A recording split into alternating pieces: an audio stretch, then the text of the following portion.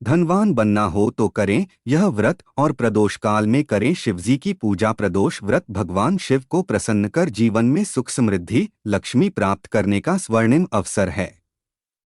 प्रदोष काल में शिव पूजन अत्यंत लाभदायक होता है। रावण के पास जितनी भी धन संपदा थी वह सब शिव कृपा का ही प्रताप था। रावण प्रदोष काल में शिव को प्रसन्न कर सिद्धियां प्राप्त करता था। धर्मशास्त्रों में लक्ष्मी प्राप्ति हेतु गन्ने के रस द्वारा शिवजी का रुद्राभिषेक प्रदोष काल में करने का निर्देश दिया गया है। प्रदोष का भगवान शिव के साथ अन्योन्याश्रित संबंध है।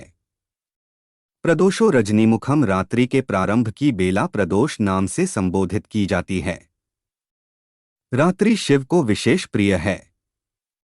मुख्यतर प्रदोष का अर्थ है रात्रि का प्रारंभ। प्रदोष व्रत स्त्री पुरुष दोनों कर सकते हैं। प्रदोष व्रत प्रत्येक पक्ष की त्रयोदशी तिथि को किया जाता है। इस व्रत को स्त्री और पुरुष दोनों कर सकते हैं। इसके उपासक देव भगवान शंकर हैं। प्रदोष काल में महादेवी का भी विधिवत पूजन किया जाता है। इसमें व्रती को सायंकाल शिव जी का पूजन करके ही भोजन करना चाहिए। धन संपत्ति प्राप्ति के लिए प्रदोष काल में शिव तांडव स्तोत्र का पाठ विशेष लाभदायक होता है। लंकापति रावण शिवजी का अनंत भक्त था और रावण ने शिव को प्रसन्न कर सोने की लंका और अथाह धन संपदा तथा सिद्धियां प्राप्त की थीं। स्थिर लक्ष्मी प्राप्ति एवं कष्टों से निवृत्ति के लिए शिव तांडव स्तोत्र का पाठ अचूक उपाय है। प्रदोष काल में पूजा करके रावण कृत शिव तांडव स्तोत्र जो पढ़ता है भाव भक्ति से वह सर्वत्र विजय होता है। शिव शंकर शुभ लक्ष्मी देते सुख संपत्ति धन अपरंपार। महिमा शिव की बड़ी निराली नहीं किसी ने पाया पार। प्रदोष व्रत का महात्म्य धर्मशास्त्रानुसार प्रदोष अथवा त्रयोदशी का व्रत मनुष्य को संतोषी एवं सुखी बनाता है।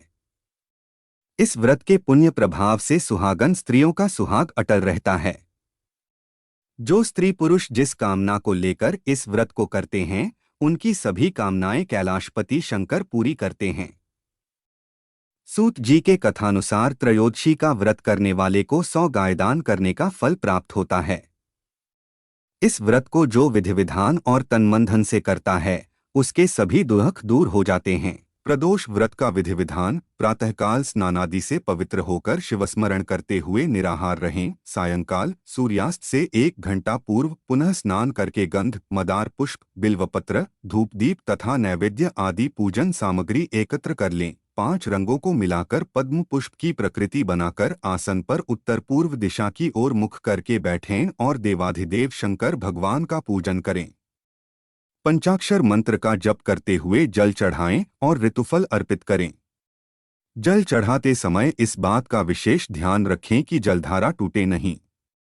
इसी प्रकार मंत्र का जप लयबद्ध हो। जल चढ़ाते समय यदि आंखें खुली हुई हों तो दृष्टि जलधारा पर टिकी हो और यदि भक्तिभाव में आंखें मुंद गई हों तो ध्यान जप के शब्दों के साथ चल रहा हो।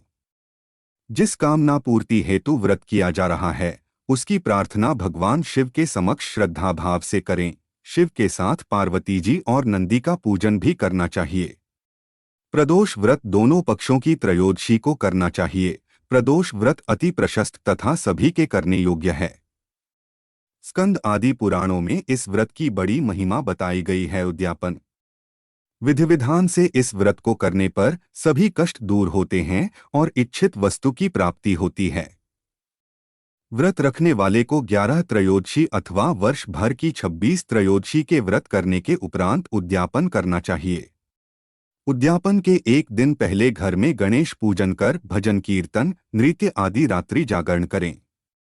दूसरे दिन सुबह शुद्ध होकर शिव पार्वती की प्रतिमा स्थापित कर उनका षोडशोपचार विधि से पूजन करें। उमा सहिताय नमः शिवाय मंत्र बोलते हुए 108 बार खीर की अग्नि में आहुति दें। हवन के बाद किसी श्रेष्ठ ब्राह्मण या आचार्य को भोजन कराकर यथाशक्ति दान दक्षिणा देकर विदा करें। ऐसा करने वाला व्रती इस लोक में धन धान्य पुत्र पुत्री इत्यादि के सुख को भोग कर अंत में मोक्ष पद पा जाता है।